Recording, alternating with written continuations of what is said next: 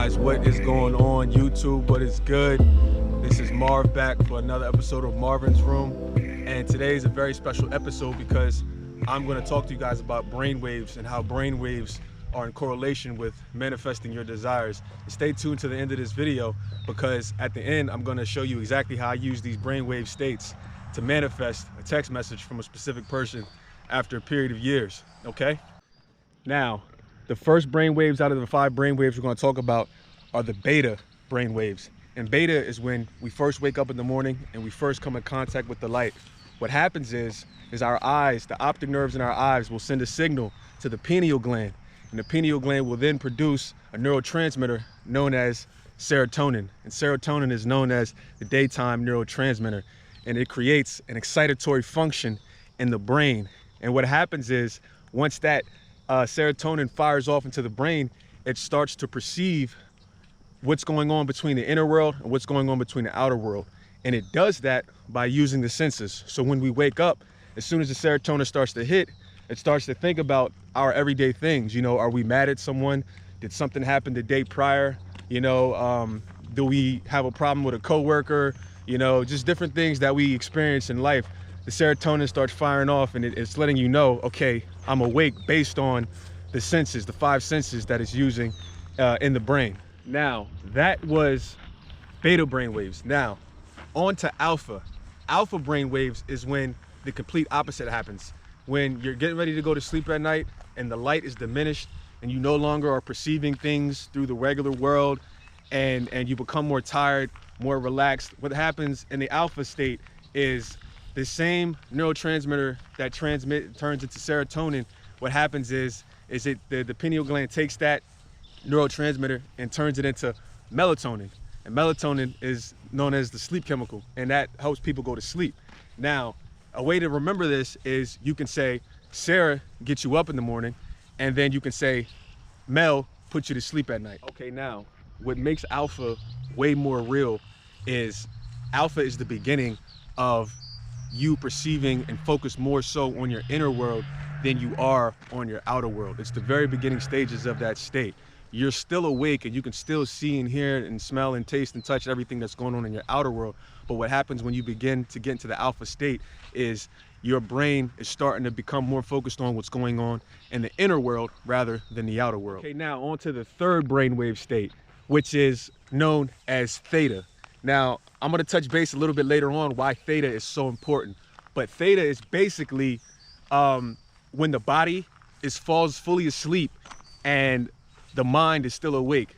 And there's been profound instantaneous change that can occur in the human's body because the body is relaxed and it's in a subjective state, but the mind is still working. And there have been profound meditations done and studies and surveys done on people being in a really, really big dream state while being in the theta brainwave state. And again, I'm going to show you guys at the end of this video exactly why theta is one of the most important states when it comes to manifestation. Now, on to the 4th brain state, which is also known as delta. Now, you get into delta. Delta is known as deep restoration sleep. You get into delta if you miss theta. If you miss this stage of theta, sometimes people can go right in to the delta brainwave state. And that's, like I said, that's just basically deep sleep where you don't know what's going on. You don't know what's happening around you. You're just asleep. You're just knocked out. And that's where people will fall into that state literally, you know, maybe 20, 30 minutes after being asleep or so. Now, the last and the 5th brainwave state, which is, it's not seen as much as the other 4, is known as gamma. Gamma is what scientists like to call the super consciousness. A lot of beautiful, magnificent, wonderful, marvelous things happen when the brain is in a gamma state, but it's extremely, extremely rare. Now, what happens in the gamma state is all of the kundalini energy that's in your lower extremities, that's in your lower chakras of your body, you know, your sperm cells, the stuff that you use for sexual creation, to have babies, to decide and determine, you know, if you're gonna be upset at this person or decision making, all of that energy from your lower chakras basically gets pushed up through your spine.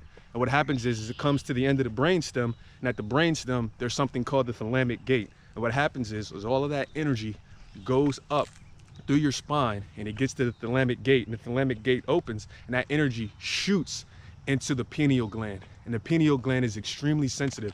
And what happens is the pineal gland will then begin to release electromagnetic energy throughout the brain.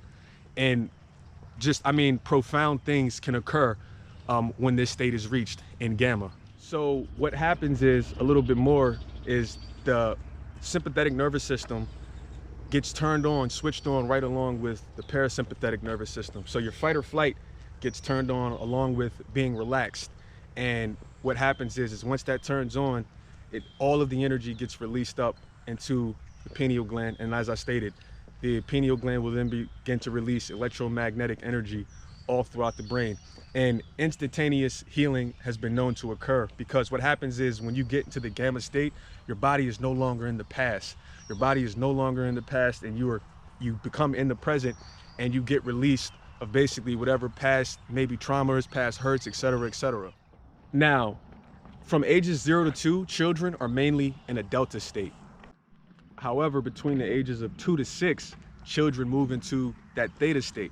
See, a lot of times children from the time that they're born, from 0 up until the age of 12, they are always in a subconscious state of mind.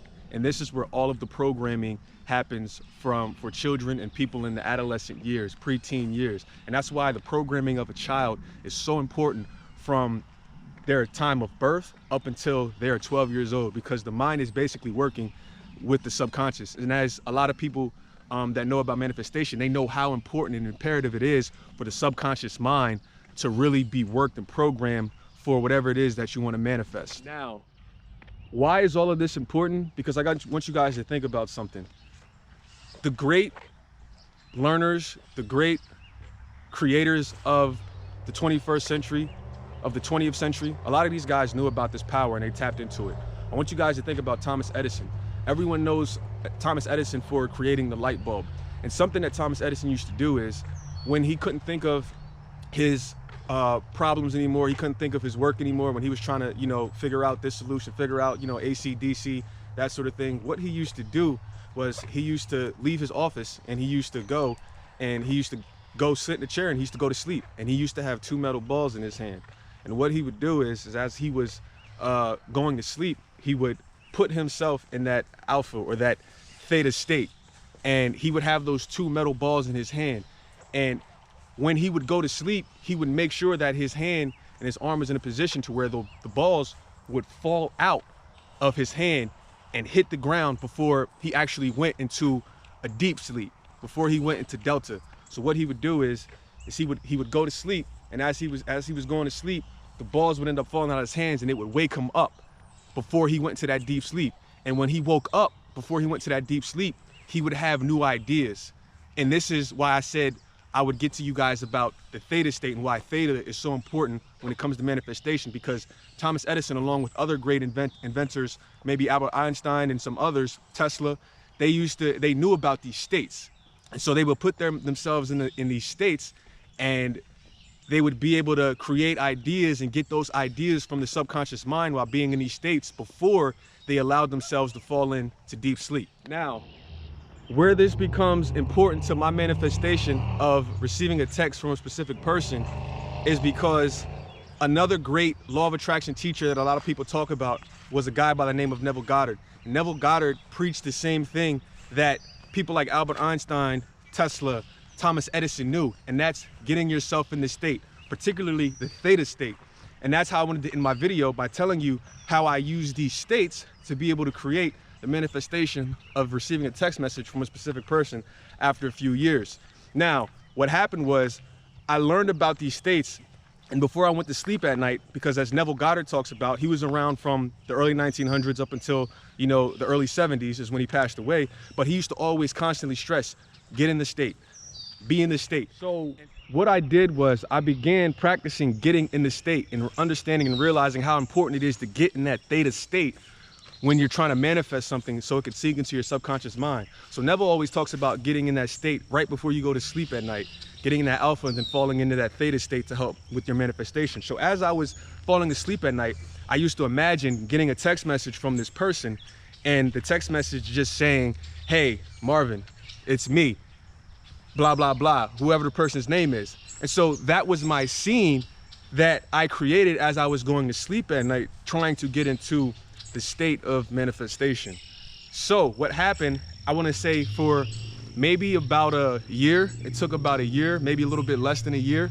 What happened after doing that, getting in the state and doing that manifestation in my mind, picturing how I wanted it to happen over and over again, not every day, not every week, because it was on and off. You know, I did it, I would forget about it. I might not do it for a week, might not do it for a month, but I was consistent with it. And so what happened, like I said, over the period of a year, maybe a little bit less, is one night the text actually happened. The text message actually came through.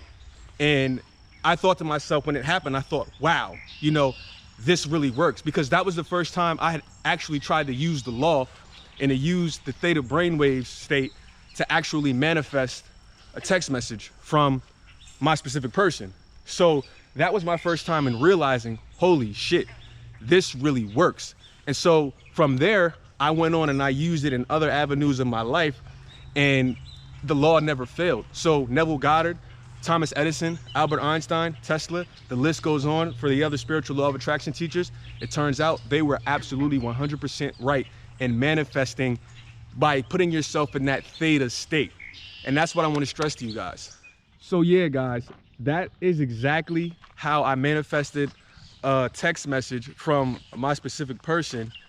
And I wanted to share with you guys exactly and give you guys the breakdown of the science behind it and how important it is to understand the different brainwave states that your mind is in throughout the day and how it coincides with manifestation. So I appreciate you guys joining me again on this journey out in nature. Once again, as you see, I'm going to be bringing you guys great content from different locations, because that's what I love doing. I love being out in nature. I love talking to you guys out in nature and giving you something new, something to experience. And I can't wait to see you back here for the next episode of Marvin's Room.